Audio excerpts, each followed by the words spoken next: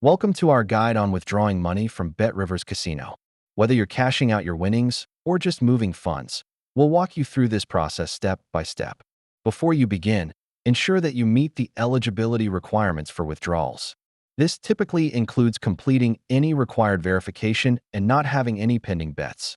Now, let's access the withdrawal section. Log into your account, navigate to the cashier area, and select Withdraw. It's that simple. BetRivers offers several withdrawal methods, including bank transfers, e-wallets, and checks.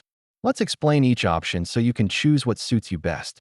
When withdrawing, keep in mind the limits and processing times, which may vary by method. It's important to check this information to avoid any surprises. Verifying your identity is crucial for withdrawals. Ensure you have any necessary documents ready, like an ID or proof of address. If you encounter issues with your withdrawal, you're not alone.